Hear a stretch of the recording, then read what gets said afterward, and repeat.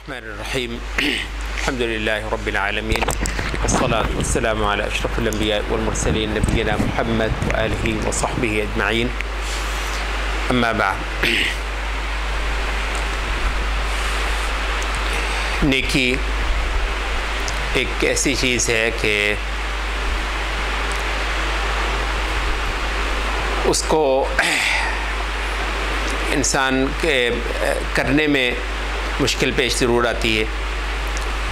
لیکن اس کا پھل کھانے میں بہت لطف آتا ہے۔ دنیا میں بھی اللہ تعالیٰ انسان کو اس پر ایک سکون دیتا ہے، اس پر انسان کو ایک اطمینان اور چین نصیب ہوتا ہے کہ جی میں نے ایک اچھا کام کیا ہے، اور آخرت کے اندر بھی اللہ تعالیٰ انسان کو اس پر نوازتا ہے۔ نیکی اللہ تعالیٰ کی توفیق سے ہوتی ہے، اللہ تعالیٰ کی دین ہے۔ کہتے ہیں کہ ہر نیکی اللہ تعالیٰ کی نعمت ہے، انسان کو ملتی ہے، اور ہر نعمت پر انسان کو شکر کرنا ہوتا ہے، اور شکر خود ایک نیکی ہے۔ تو نیکی کے اوپر پھر شکر کی اللہ تعالیٰ اگر توفیق دے تو اللہ کی ایک اور نعمت ہوئی، اس نعمت پر پھر آپ کا ایک شکر کرنا بنتا ہے، اور اس طریقے سے یہ سلسلہ جو ہے وہ چلتا رہتا ہے۔ تو اللہ تعالیٰ کا شکر کرنا چاہیے کہ جیسا کیسا ہمیں ایک موقع ملا، ایک پورا مہینہ اللہ تعالیٰ کی طرف خصوصی طور پر متوجہ ہونے کا، جتنا کچھ ہو سکا ہم نے اپنے پروردگار کو یاد کیا، جتنا کچھ ہو سکا اس کی اطاعت اور فرما برداری کی، اس کے کہنے پر لمبی لمبی ساعتیں صبر کیا اپنے من پسند اپنے مرغوبات سے، حتیٰ کہ پانی بہت پیاس کے وقت جو ہے پانی دیکھ کر بھی ہم اس کی طرف کو نہیں گئے، اس وجہ سے کہ مالک کا حکم تھا۔ یہ کام فی نفسہ ہی نیکی ہے، یہ کام فی نفسہ ہی اللہ کی عبادت ہے۔ بہت چھوٹا سا کام تھا، لیکن اللہ بڑا مانگتا بھی نہیں ہے۔ یہ قرآن مجید کی جو صیام سے متعلقہ آیات ہیں، انہی میں آخر کے اندر آتا ہے کہ یرید اللہ بکم الیسر ولا یرید بکم العسر۔ اللہ تعالیٰ تمہارے ساتھ آسانی ہی چاہتا ہے، تمہارے ساتھ تنگی مشکل نہیں چاہتا۔ میں آپ سے عرض کروں، رمضان ختم ہوتا ہے تو آدمی کو یہ اللہ تعالیٰ کے کلمات بہت یاد آتے ہیں، یرید اللہ بکم الیسر ولا یرید بکم العسر۔ اللہ تمہارے ساتھ آسانی ہی تو چاہتا ہے، مطلب ہے اتنے میں اگر جنت مل جائے، آپ ذرا تصور کریں جتنے سے کام ہم نے کر لیے، اگر یہ اخلاص کے ساتھ ہوئے، اگر یہ اللہ تعالیٰ کو پانے کی نیت سے ہوئے، تو اللہ جانتا ہے اس میں جنت مل جائے گی، اس کے اندر اللہ تعالیٰ کی ابدی جو رضا ہے وہ حاصل ہو جائے گی۔ تو یرید اللہ بکم، تو بندے کو حیرت ہوتی ہے کہ یا اللہ اتنی سی نمازیں، ہاں بھائی اتنی سی نمازیں، اتنے سے روزے، ہاں اتنے سے، اور کیا کرنا ہے، اور کیا کروانا ہے میں نے تم سے۔ تو میں مہربان ہوں، اللہ تعالیٰ انسان کے ساتھ نہایت شفقت فرمانے والا ہے۔ تو پھر یہ جو تشریعات ہیں انسان کو سراسر اللہ کی نعمت نظر آتی ہیں۔ یہ جو تشریعات ہیں نا، یہ شریعت کے جو احکام ہیں، ظاہر ہے جس کو ہدایت نہ ملی ہو، یار یہ کیا مصیبت پڑی ہوئی ہے، یہ بھی کرو یہ بھی کرو یہ بھی کرو، اس کو پتہ نہیں کتنا زیادہ لگتا ہے۔ اچھا، جس بندے کو اللہ کے وعدے پر یقین ہے اور اس کو یہ معلوم ہے کہ اللہ کا انعام کیا چیز ہوتی ہے، اس کو یہ بہت تھوڑا لگتا ہے۔ یہ ایسا ہی ہے کہ جیسے آپ کو اتفاقاً کو بڑی ہی کام کی چیز جو ہے وہ چند ٹکوں کے اندر بکتی ہوئی کہیں پر ہو، آپ کہتے ہیں ہاتھ مار لو، دوسرا بندہ اس کو پتہ نہیں ہے کہ اس کی کیا قیمت ہے، تو وہ کہتا ہے کہ جی پتہ نہیں کیا ہے، وہ چھوڑ جاتا ہے۔ یہ جو پہچاننے والا ہوتا ہے، جو قدر شناس ہوتا ہے چیز کا، اس کو پتہ ہوتا ہے کہ بھائی یہ بڑی وارے کی ہے۔ تو جنت بڑی وارے کی ہے۔ اللہ تعالیٰ کا انعام اور اللہ تعالیٰ کا فضل اور اللہ تعالیٰ کی خوشنودی، یہ ان چند اعمال کے نتیجے میں ہمیں مل جانے والی ہے۔ یہ اللہ تعالیٰ نے اپنے نبی کے ذریعے سے ہم پر جو ایک بہت بڑا فضل کیا ہے، تو اس کو ہم نے سمجھا، اس کو ہم نے دل سے لگایا، اس پر ہم نے بقدر استطاعت عمل کرنے کی کوشش کی۔ اب جیسا کیسا عمل ہوا اللہ تعالیٰ سے قبول کرنے کی دعا کرنی چاہیے اور اس پر اللہ تعالیٰ کا شکر ادا کرنا چاہیے۔ عمر بن عبدالعزیز کے بارے میں آتا ہے کہ رمضان کے اختتام پر انہوں نے پیغام بھجوائے تھے مختلف علاقوں کے اندر کہ لوگوں سے کہیں کہ اللہ تعالیٰ کی حمد کریں اور استغفار کریں، حمد کریں، تعریف کریں اس وجہ سے کہ اللہ تعالیٰ نے یہ موقع دیا، اور استغفار کریں اس وجہ سے کہ ہم سے جو عمل ہوئے اس کے اندر بے شمار کوتاہیاں ہوں گی تو خدایا معاف کر دے۔ تو نیکی کر کے استغفار کرنا یہ ایسے ہے جیسے آپ اپنے نیک عمل کو سر بمہر کر دیتے ہیں، اس کو نا مطلب ہے کہ جو بہت زبردست چیز کے ساتھ اس کو آپ بند کر دیتے ہیں، تو استغفار کیا جاتا ہے۔ آپ کو یاد ہوگا ہم نے ذکر کیا تھا کہ نبی صلی اللہ علیہ وسلم نے اپنی عبادت اور جہاد سے پر زندگی جو ہے اتنی عبادت بھی کسی انسان نے نہیں کی ہوگی جتنی محمد صلی اللہ علیہ وسلم نے اللہ کی عبادت کی، اور اتنا جہاد بھی اللہ کے راستے میں کسی نے نہیں کیا جتنا محمد صلی اللہ علیہ وسلم نے کیا۔ اب آپ اندازہ کر لیں، اس کے بعد جو ہے آپ کو جو فرمایا جاتا ہے وہ یہ ہے کہ وَرَأَيْتَ النَّاسَ يَدْخُلُونَ فِي دِينِ اللَّهِ أَفْوَاجًا فَسَبِّحْ بِحَمْدِ رَبِّكَ۔ جب دیکھ لو کہ یہ تمہاری یہ محنت اور تمہاری یہ قربانی، یہ تمہاری یہ کاوش رنگ لے آئی، انسانوں کے ٹھٹ قوموں کی قوم میں، جماعتوں کی جماعتیں اللہ کے دین کے اندر داخل ہونے لگ گئیں، تو تم اب کیا کرو؟ اللہ تعالیٰ کی تسبیح کرو اس کی حمد کے ساتھ اور استغفار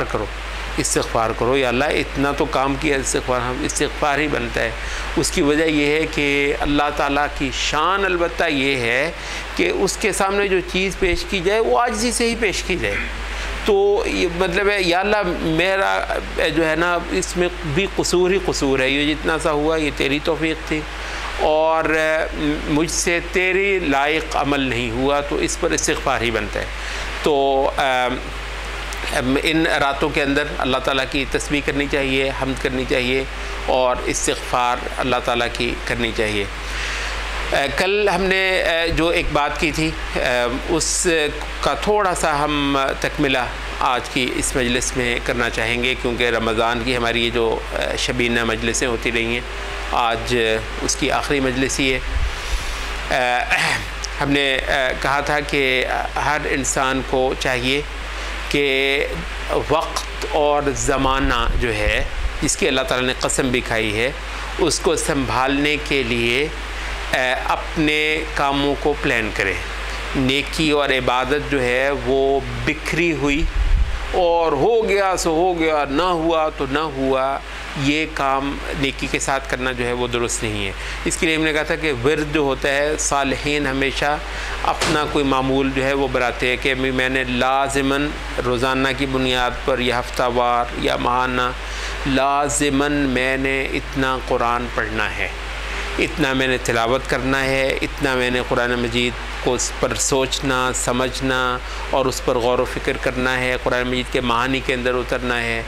میں نے اتنا جو ہے نبی صلی اللہ علیہ وسلم کی حدیث سے میں نے لازماً اتنا لینا اور اتنا پڑھنا اور اتنا سمجھنا ہے، نبی صلی اللہ علیہ وسلم کی سیرت ہے، اس کے علاوہ اور کوئی علم کی چیز ہے جو میں نے لینی ہے، تو یہ ہو گیا۔ پھر اذکار ہیں، پھر دعا ہے، پھر اور بھی کوئی نیکی کے جو امور ہیں، تو ان کو آدمی اپنے پلان کے مطابق پلان کا حصہ بنائے اور ان کو ڈیزائن کرے،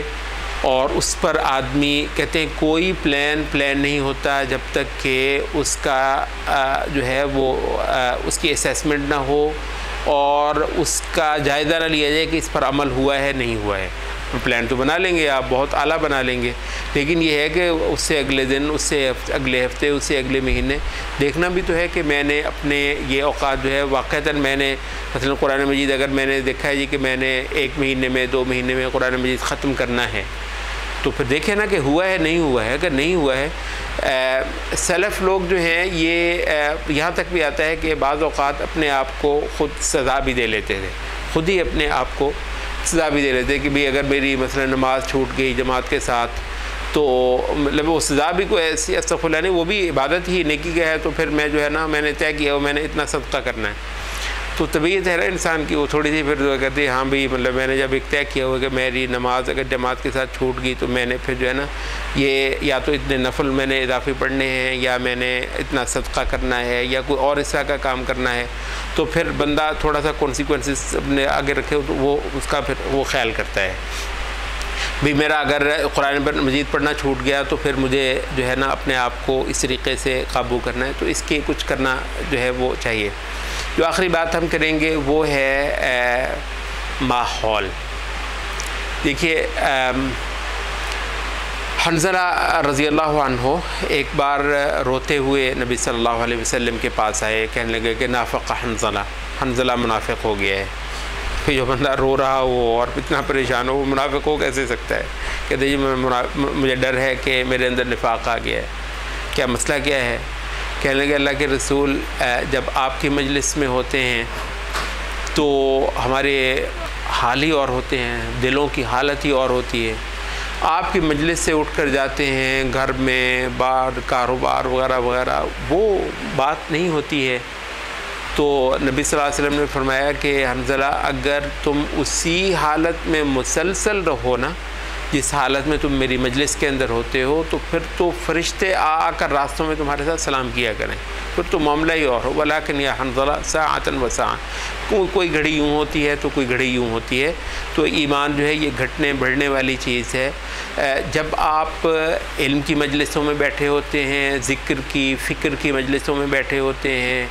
زندگی کا مقصد وہاں پر ہوتا ہے، تو اللہ کا شکر ہے آپ کے اندر ایمان ہے، کوئی چیز بولتی ہے اندر سے اور آپ کا جو ہے نا وہ بیداری کی حالت آپ پر طاری ہوتی ہے، اور آپ ندامت کرتے ہیں یار کتنا وقت میں ضائع کیا یا کر رہا ہوں، کتنی زندگی جو ہے وہ رہی ہے، اچھا کچھ کرنا چاہیے، زندگی کے مقصد کو پہچاننا چاہیے، اعلیٰ اعمال کر کے یہ دنیا چھوڑنی چاہیے، کوئی چیز لے کے جانی ہے اللہ تعالیٰ کی، تو یہ ساری چیزیں آپ کے اندر تازہ ہو جاتی ہیں۔ لیکن کچھ دیر کے بعد جب وہ اس مجلس کا اثر جو ہے وہ ختم ہونا شروع ہوتا ہے، تو پھر زندگی تو یہ زندگی ہے اور اس کے اپنے جھنجھٹ بھی ہیں، اس کے اپنے جو ہے وہ مشاغل بھی ہیں، تو آپ جو ہے وہ معاملہ نیچے چلا جائیں، یہاں تک کہ پھر کوئی مجلس ایسی ہوئی ہاں یار دیکھا، تو یہ جو سلسلہ جو ہے یہ چلتا ہے۔ اس کے لیے بھی وہ کہتے ہیں کہ آپ کو دیکھیے آپ ایک اچھے آدمی ہیں، آپ کے دل کے اندر اتنی خیر ہے کہ جب آپ کو یاد دہانی کروائی جائے تو آپ کا اندر کا مسلمان جاگ جاتا ہے۔ اچھا یہ اگر اس کو لمبا عرصہ آپ غذا نہیں دیں گے یہ مر بھی سکتا ہے، یعنی یہ کوئی ضروری نہیں ہے کہ یہ اندر کا مسلمان ہمیشہ زندہ ہی رہے، نہیں، اس کو اگر لمبا عرصہ آپ فاقہ کروائیں گے نا ایمانی غذا سے، قرآنی غذا سے، تو یہ یا تو بالکل لاغر اور مریض ہو جائے گا، یا ہو سکتا ہے دم بھی توڑ جائے، اور پھر یہ بھی ہو سکتا ہے کہ کسی بڑی اچھی مجلس میں بھی آپ بیٹھے ہوں تو گھڑی ہی دیکھ رہے ہوں یار کب ختم کرنا ہے مولوی صاحب نے، یہ بھی ہو سکتا ہے، تو وہ اندر کا مسلمان دم بھی توڑ سکتا ہے۔ تو بھئی اگر یہ ابھی تک برقرار ہے تو اس کو ایک مسلسل ایک کیفیت میں رکھنے کا بندوبست کیجئے، اس کو کہتے ہیں کہ وہ ہے ماحول۔ سورۃ الکہف کے اندر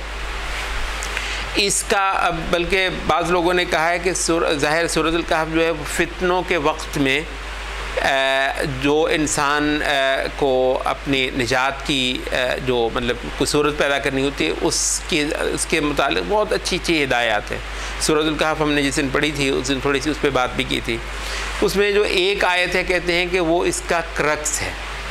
اور وہ ہے وَاصْبِرْ نَفْسَكَ مَعَ الَّذِينَ يَدْعُونَ رَبَّهُمْ بِالْغَدَاةِ وَالْعَشِيِّ يُرِيدُونَ وَجْهَهُ، اپنے آپ کو باندھ رکھ ان لوگوں کے ساتھ جو صبح و شام اپنے پروردگار کو پکارنے میں لگے ہوں۔